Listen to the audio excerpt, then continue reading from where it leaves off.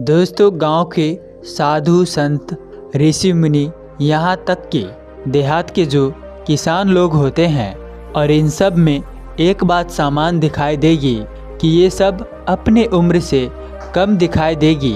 अगर आप इन्हें रियल लाइफ में भी देखेंगे तो आप इनकी उम्र का अंदाज़ा नहीं लगा पाएंगे।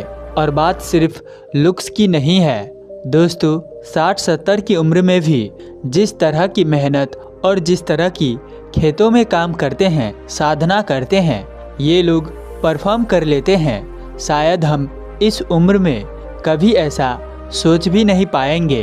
तो आखिर ये साधु संत ऋषि मुनि गांव के किसान जो है ऐसा क्या करते हैं कि इतने फिट और जवान दिखाई देते हैं।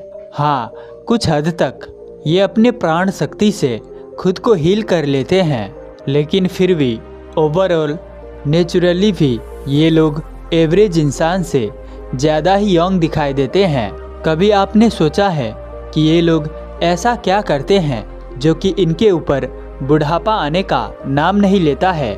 जी हाँ दोस्तों, एक्सरसाइज तो सब लोग करते ही हैं, लेकिन इसके साथ में एक बहुत ही इम्पोर्टेंट चीज़ जिसे ये कभी भी कंप्रोमाइज़ नहीं करते, वो है इनकी डाइट, खान पान।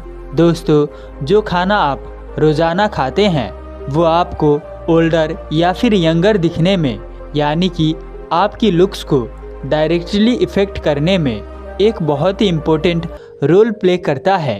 इनफैक्ट अगर आप अपनी डाइट सही से नहीं लेते हैं तो चाहे आप कुछ भी कर ले, कितना भी आप जिम चले जाए, चाहे रोज़ाना 10 किलोमीटर पैदल रहे, आपको वो रिज़ल्ट नहीं मिलेंगे जो कि आप डिज़र्व करते हैं या जो आप चाहते हैं। दोस्तों, एंटी एजिंग प्रोडक्ट्स का कारोबार आज के डेट में करोड़ों रुपये का बन चुका है, क्योंकि हम सभी के अंदर एक इनहेरेंट चाहत होती है कि हम अपनी उम्र से ज़्यादा छोटा दिखाई दे, यंग रहे। और इसी चाहत में हम लोग बिना सोचे समझे महंगे से महंगे प्रोडक्ट्स और ट्रीटमेंट को लेते चले जाते हैं, बिना ये सोचे समझे कि जब तक हम अपनी बॉडी को अंदर से फ्यूल नहीं देंगे तब तक बाहर से आर्टिफिशियली कोई भी सर्जरी या इंजेक्शन लगाने से या कोई दवाई खाने से कोई ज़्यादा फर्क नहीं पड़ने वाला है। हमारे आसपास खाने पीने की जितनी भी चीज़ होती है वो दो तरह की होती है। एक वो जो हमारे लिए एंटी एजिंग फूड की तरह काम करती है, बॉडी को अंदर से न्यूट्रिएंट्स देती है, एजिंग के जो लक्षण होते हैं उनको कम करती है। और दूसरे वो जो इसके उलट काम करती है, बॉडी में अंदर से इन्फ्लेमेशन को बढ़ाती है और एजिंग प्रोसेस को तेज़ कर देती है, जिससे कि हम अपनी उम्र से ज़्यादा जल्दी बूढ़े होने लगते हैं। तो दोस्तों, तो आज की वीडियो में दोस्तों हम उन फूड्स के बारे में बात करेंगे जो कि शायद आप रोज़ाना खाते हैं, बिना ये सोचे समझे, बिना ये जाने कि ये आपको अंदर से जो एजिंग प्रोसेस है उसको फास्ट फॉरवर्ड करती जा रही है, आपको बुढ़ापे की तरफ धकेलती जा रही है। तो अगर आप जानना चाहते हैं कि आपको नेचुरली एजिंग प्रोसेस को स्लो करने के लिए हमें किन किन चीज़ों का परहेज करना चाहिए, तो आज की ये कहानी को आपको पूरी ज़रूर देखनी पड़ेगी। दोस्तों, एक बार एक आयुर्वेद के गुरु अपने आश्रम में नदी के किनारे एक कुटिया बनाकर अपने शिष्यों के साथ रहा करते थे। एक दिन वो आयुर्वेद के गुरु जब अपने शिष्यों को उपदेश दे रहे थे, तभी एक शहर से धनवान व्यापारी आता है और कहता है, हे गुरुदेव, आप आयुर्वेद के ज्ञाता हैं, कृपया आप हमें ये बताइए कि हम जल्दी बूढ़े क्यों हो जाते हैं, हमारा उम्र कैसे कम दिखेगा और हम क्या ऐसी गलती करते हैं जिससे कि हम जल्दी ही कम उम्र में ही ज़्यादा उम्र के लगते हैं या फिर बूढ़े होने लगते हैं।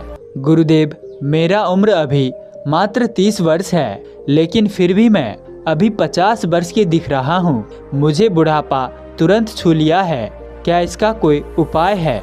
गुरुदेव उस व्यापारी को शांत करते हुए मुस्कुराकर जवाब देते हैं, कि बेटा बैठ जाओ, मैं आज आपको यही विषय पर बात करने वाला था। तो आप बिल्कुल उचित समय पर आए हैं। कृपया करके तुम निश्चित होकर ध्यानपूर्वक मेरी बातों को सुनो और इसके बाद इस पर अमल करो। तुम 1 महीने के अंदर ही खुद में बदलाव देखोगे।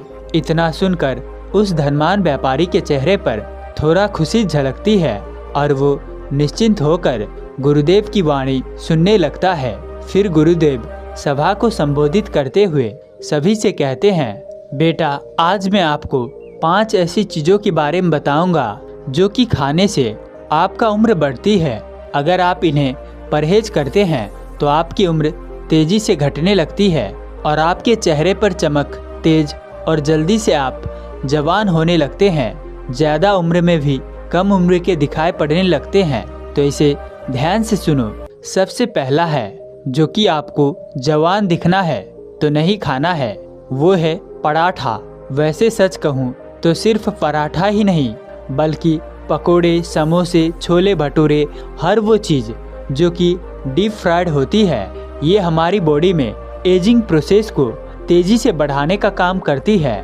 जब हम ज़्यादा ऑयली और मैदे वाले पराठे या फिर समोसे या इस तरह की चीज़ें खाते हैं तो ये अनहेल्दी फैट्स आपकी बॉडी में इन्फ्लेमेशन को बढ़ा देते हैं। इन्फ्लेमेशन का सीधा सीधा इम्पैक्ट होता है आपकी स्किन के ऊपर, जिससे कि स्किन में मौजूद कोलेजन डैमेज होने लगता है और रिंकल्स, सैगिंग की प्रॉब्लम्स शुरू हो जाती है।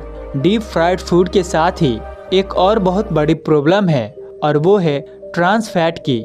ये ट्रांस फैट आपकी स्किन की नेचुरल इलास्टिसिटी को तोड़ देते हैं, जिससे आपकी स्किन एज जल्दी दिखने लग जाती है। रिंकल्स और फाइन लाइन जल्दी डेवलप होने लगते हैं। तो इसीलिए अगर बेटा आप अपनी स्किन को हेल्दी रखना चाहते हैं और एजिंग प्रोसेस को स्लो करना चाहते हैं तो पराठे और इस तरह के दूसरे डीप फ्राइड फूड्स खाने से हमेशा आपको बचना चाहिए। फिर गुरुदेव सभा को संबोधित करते हुए उस व्यापारी से कहते हैं कि बेटा दूसरी चीज़ है जो कि पराठे से भी ज़्यादा कॉमन है, वो है वाइट राइस। दरअसल बेटा वाइट राइस में एक प्रॉब्लम होती है जो कि है इसका high glycemic index. High glycemic index का मतलब ये है कि जब आप वाइट राइस को खाते हैं तो ये आपके ब्लड शुगर लेवल को बहुत ही तेज़ी से बढ़ा देता है और ब्लड शुगर लेवल तेज़ी से ऊपर नीचे जब होते हैं आपकी बॉडी के अंदर तो इससे बॉडी में इंसुलिन लेवल भी ऊपर नीचे होते हैं और इंसुलिन का एक बहुत ही हाई इन्फ्लेमेटरी सब्सटेंस होता है जो कि बॉडी को नुकसान पहुंचाता है। इंसुलिन के कारण होने वाले इस इन्फ्लेमेशन से आपकी स्किन के कोलेजन को भी नुकसान होता है, जिससे स्किन डैमेज होने लगती है। तो अगर आप रेगुलरली वाइट राइस को खाते हैं तो इससे भी आपको बचना चाहिए। आप वाइट राइस की जगह ब्राउन राइस को खा सकते हैं। ब्राउन राइस में फाइबर ज़्यादा होता है और इसका ग्लाइसेमिक इंडेक्स भी लो होता है, इसीलिए ये आपको इतना नुकसान नहीं देता है जितना वाइट राइस। फिर वो गुरुजी तीसरी चीज़ बताते हैं, बेटा तीसरी चीज़ है मिठाई। बेटा भारत में कोई भी त्यौहार हो, व्रत हो, मिठाइयाँ के बिना ये कभी नहीं कंप्लीट होता है।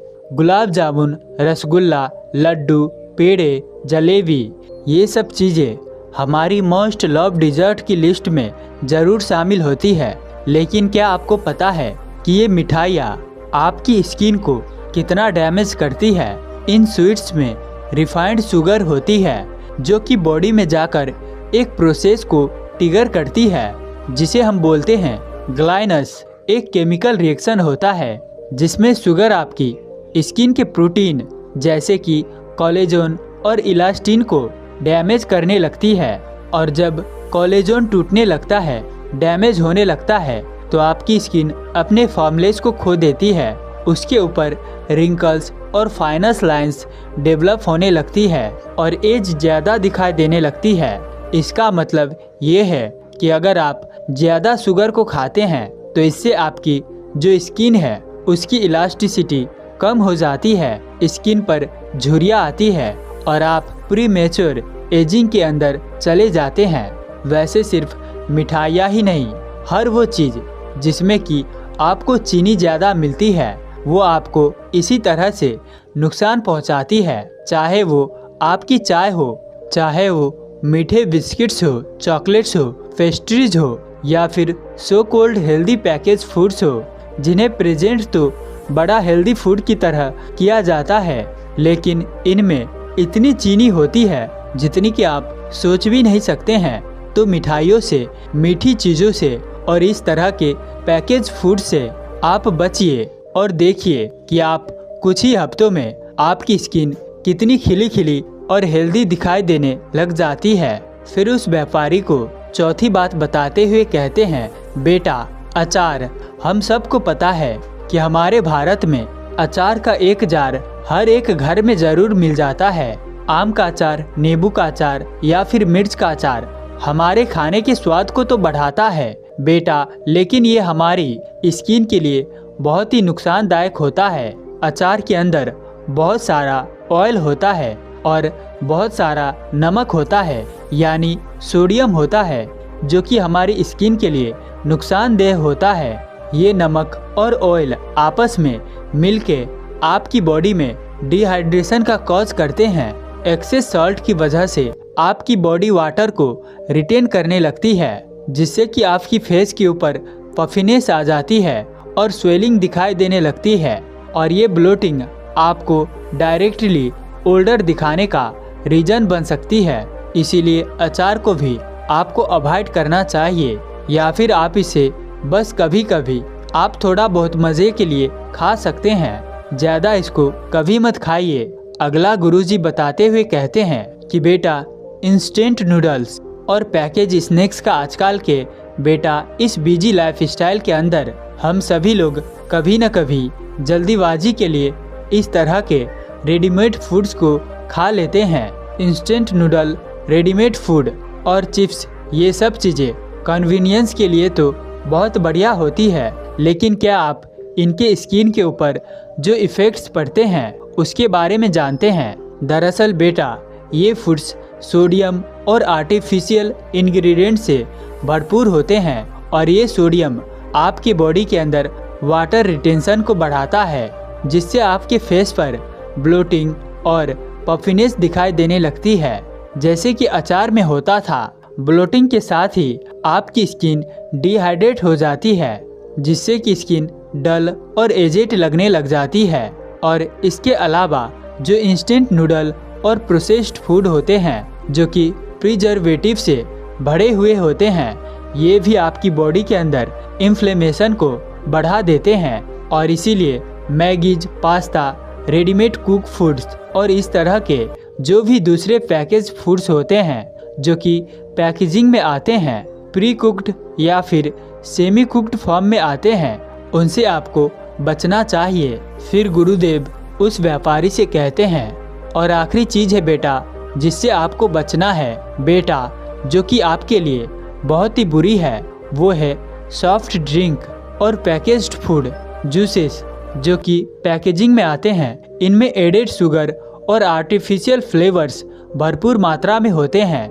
इनफैक्ट सिर्फ 200 ml सॉफ्ट ड्रिंक में और पैकेज फ्रूट जूस में करीब करीब 4 चम्मच या उससे भी ज़्यादा शुगर होती है। ये ड्रिंक्स सिर्फ आपकी बॉडी को ही नहीं बल्कि आपकी स्किन को भी हाइड्रेट कर देती है।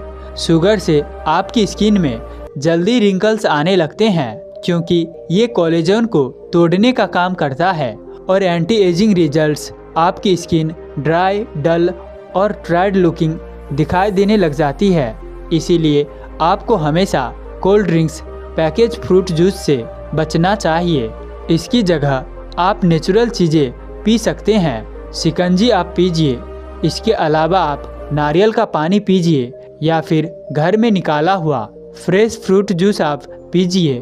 पैकेज चीज़ों या फिर इस तरह की कोला, कोको कोला से, थम्प अप वगैरह से आप बचिए और इनसे जितना ज़्यादा हो सके उतना ज़्यादा दूर रहिए। तो बेटा ये है वो फूड्स जो कि आपके लिए एजिंग प्रोसेस को फास्ट होने का रीजन बन रहे हैं। Deep fried snacks, white rice, sugar से बनी हुई मिठाइयाँ, अचार, इंस्टेंट नूडल्स, सॉफ्ट ड्रिंक्स या फिर ये पैकेज फ्रूट जूस, ये सभी चीज़ें आपकी स्किन के लिए बेहद नुकसान देता है, आपकी एजिंग प्रोसेस को फास्ट कर देता है। अगर आप इन फूड्स को अवॉइड करेंगे और हेल्दियर अल्टरनेटिव्स यूज करेंगे इनकी जगह पे, तो आप अपनी स्किन को यूथफुल और ग्लोइंग बना सकते हैं। सेठ ने हार मान ली और लड़के से कहा, मैंने बहुत बड़ी गलती की कि तुम्हारे अच्छे गुणों को देखता रहा, लेकिन एक बुरी आदत पर ध्यान नहीं दिया। इस आदत के चलते तुम जीवन में कभी सफल नहीं हो पाओगे। अब भले ही तुम कितने ही अच्छे काम करने की कोशिश करो। एक बड़े नगर का सेठ शहद और जड़ी बूटियों का बड़ा व्यापार करता था। वो जरूरत पड़ने पर लोगों की मदद के लिए हमेशा तैयार रहता। इस कारण लोग उसका बहुत सम्मान करते। सेठ के घर दूध देने के लिए 20 साल का जवान लड़का आया करता। सेठ को उस लड़के के मैनर्स, तौर तरीके बहुत पसंद थे। वो लड़का सच में ईमानदार और मेहनती था। उसका स्वभाव भी सादगी से भरा था। वो सबसे बहुत आदर और सम्मान से बात करता। सेठ उस लड़के का टैलेंट पहचान गया। वो व्यापारी होने के नाते लोगों को परखना जानता था। वो समझ गया कि लड़के में अच्छा काम करने की काबिलियत है। फिर एक दिन सेठ ने लड़के को बुलाया और कहा, मैं कई सालों से तुम्हें काम करते हुए देख रहा हूँ। तुम्हारे अंदर मेहनत, ईमानदारी के साथ साथ बहुत अच्छे गुण हैं। मेरे साथ काम करो, दूसरे शहर जाकर सेहत का व्यापार बढ़ाओ। मैं तुम्हें मुनाफे का 20% दूंगा। लड़के ने बातों ही बातों में कहा कि बाहर आने जाने का खर्चा बहुत हो जाएगा और नई जगह व्यापार बनाने में भी ज़्यादा मेहनत है। थोड़ी ज़्यादा कमाई होगी तो व्यापार के लिए खर्चे करने में भी आसानी होगी। लड़के की नपी तुली बात सुनकर सेठ बहुत खुश हुआ। उसने प्रॉफिट का 25% देने का फैसला किया। लड़का संतुष्ट हुआ तो सेठ ने बिना देर किए उस लड़के को शहद के भंडार संभालने और बेचने की जिम्मेवारी दे दी। लड़के ने कुछ ही दिनों में शहद का पूरा काम सीख लिया और उम्मीद से बेहतर काम करने लगा। कुछ ही महीनों में मेहनत, चतुराई और अच्छे आइडियाज़ की मदद से उसने नए शहर में बहुत से ग्राहक बना लिए। सब लोग बहुत खुश थे। सेठ और लड़के का हर महीने मुनाफा बढ़ रहा था। कुछ समय ऐसे ही चला। फिर एक दिन लड़के को पुराना दोस्त मिला। लड़के की तरक्की देखकर वो दोस्त हैरान रह गया। उसने पूछा तो लड़के ने बताया कि मैं सेठ के साथ बड़ा काम कर रहा हूँ और सेठ मुझे 25% मुनाफा देता है। तब दोस्त ने पहले कुछ सोचा, फिर हैरानी से कहा, मतलब सारी मेहनत तुम करते हो और 75% सेठ को दे देते हो? ऐसा कहकर दोस्त ने कहा, अच्छा मित्र, फिर मिलते हैं, अभी मैं चलता हूँ। दोस्त तो चला गया, लेकिन लड़के के दिमाग में 75% देने की बात बैठ गई। वो बार बार सोचने लगा कि सच में सारी मेहनत तो मैं कर रहा हूँ, फिर मुझे इतना कम क्यों मिल रहा है। अगली सुबह लड़का उठा तो भी उसके दिमाग में यही बात चलती रही। उस दिन उसने बेमन से काम किया। लड़के के मन में यही बात बनी रही कि मुझे और चाहिए, मुझे कम मिल रहा है। इसके चलते उसके काम करने की इच्छा भी जाती रही। इसी प्रकार 2 महीने निकले। अचानक व्यापार में गिरावट आ गई। जब सेठ को खबर मिली कि लड़के का काम नहीं चल रहा है, वो निराश है, तो सेठ तुरंत लड़के से मिलने पहुंचा और उसने पूछा, बेटा तुम्हें कोई प्रॉब्लम है या तुम्हें मेरी कोई मदद चाहिए? जवाब में लड़के ने शिकायत करते हुए कहा, सेठ जी मैं खुश नहीं हूँ। मेरी कमाई का 75% हिस्सा तो आप ही ले लेते हैं। अब मुझे 90% मुनाफा चाहिए। लड़के के शब्द और टोन सुनकर सेठ हैरान रह गया। उसे कभी उम्मीद नहीं थी कि लड़का जो उसकी इतनी इज्जत करता था, अचानक इतनी नेगेटिव टोन में बात करेगा? सेठ ने समझाने की कोशिश की। व्यापार में बहुत सारे खर्चे होते हैं, भविष्य में होने वाले नुकसान के लिए भी बचत करनी होती है, इसीलिए मैं तुम्हें 25 से 30% से ज़्यादा मुनाफा नहीं दे सकता।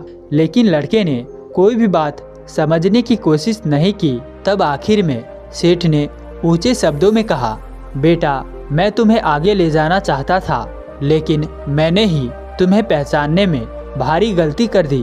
तुम इस सोच से काम करोगे तो कभी सफलता प्राप्त नहीं कर पाओगे। दूसरी जगह से शहद खरीद कर बेचने का काम शुरू कर दिया, लेकिन इस बार उसे बेचने में दिक्कत आने लगी।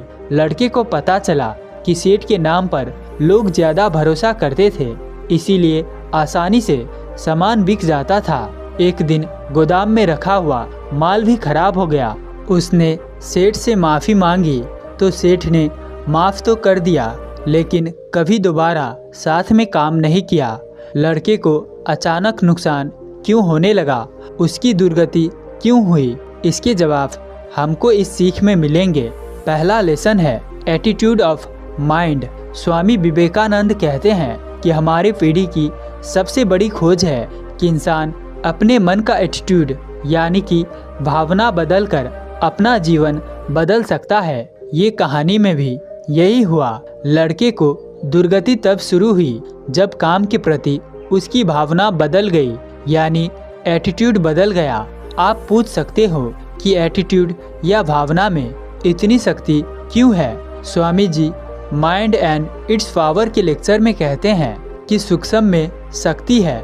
जो जितना ज़्यादा सूक्ष्म होता है उसमें उतनी ज़्यादा शक्ति होती है, उसका उतना ज़्यादा प्रभाव पड़ता है।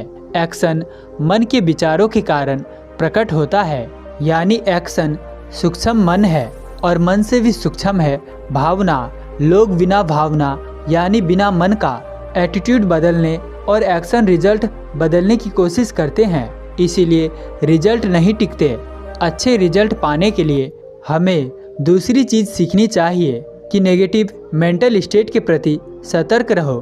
कर्म योग में स्वामी जी कहते हैं कि जब हम कुछ सोचते हैं तो हमारा मन एक वाइब्रेशनल फ्रीक्वेंसी में आ जाता है। स्वामी जी कहते हैं कि हम जिस वाइब्रेशनल फ्रीक्वेंसी में होते हैं हम उसी प्रकार की विचार तरंगे छोड़ते हैं और उसी प्रकार के विचार भी आकर्षित करते हैं। इस समय ब्रह्मांड में हर प्रकार के विचार न केवल तैर रहे हैं बल्कि आपके मन में घुसने का भी प्रयास कर रहे हैं। आपको बस शुरुआत करने की ज़रूरत है। अपने मन को उस फ्रीक्वेंसी में लाने की ज़रूरत है। आपका मन ऊपर उठता जाएगा। स्वामी जी कहते हैं ध्यान कीजिए, इसका उल्टा भी सच है। यदि कोई व्यक्ति लगातार नेगेटिव बातें सोच रहा है तो उसका मन नेगेटिव थॉट्स को ग्रहण करके और नेगेटिव होता जाएगा। इसीलिए जब इंसान बहुत देर तक नेगेटिव मेंटल स्टेट में रहता है तो वो ऐसे गंदे गंदे विचार सोचने लगता है जिसकी वजह वो खुद सामान्य स्थिति में कल्पना भी नहीं कर पाता है। इसीलिए मेंटल स्टेट को रीसेट करने का, सुबह जल्दी उठने का, मन को शांति और शक्ति से भरने का इतना महत्व है जिससे आप पूरा दिन पॉजिटिव वाइब्रेशन वाले विचार आकर्षित करते रहे और आपका मन लगातार ऊपर उठ सके। लेकिन कभी कभी इंसान मेहनत करते हुए भी, अच्छा काम करते हुए भी इतना नेगेटिव क्यों हो जाता है? अच्छे एटीट्यूड से मेहनत क्यों नहीं रख पाता है? तीसरा लेसन, बगैर माइंडसेट से बाहर निकलो। स्वामी जी कहते हैं कि भिखारी कभी खुश नहीं रहते, चाहे उन्हें कितना भी बड़ा दान मिल जाए वे कभी संतुष्ट नहीं हो पाते क्योंकि इन्हें हमेशा कमी है, इन्हें कुछ चाहिए। इसी तरह हम भी पॉजिटिव नहीं रह पाते हैं। मुझे ये नहीं मिला, मेरे पास ये नहीं है, रिजल्ट आएगा, मैं तभी मेहनत करूँगा। ऐसे एटीट्यूड से मन निचले वाइब्रेशन में चला जाता है जहाँ फ्रस्ट्रेशन होता है, काम जिम्मेदारी बोझ सा बन जाता है और आप अच्छे भविष्य की कल्पना भी नहीं कर पाते हैं। इसीलिए मांगने पर नहीं बल्कि देने पर ध्यान दो, क्योंकि देना इस संसार का अखंड नियम है। अग्नि को लकड़ी दी जाती है तो गर्मी मिलती है। जब बिना संकोच किए, बिना शर्त के मेहनत की जाती है तो सफलता मिलती है। स्वामी जी कहते हैं कि सक्सेस का यही सीक्रेट है। आपके पास देने की शक्ति है, प्रोसेस पर ध्यान पूरा दो।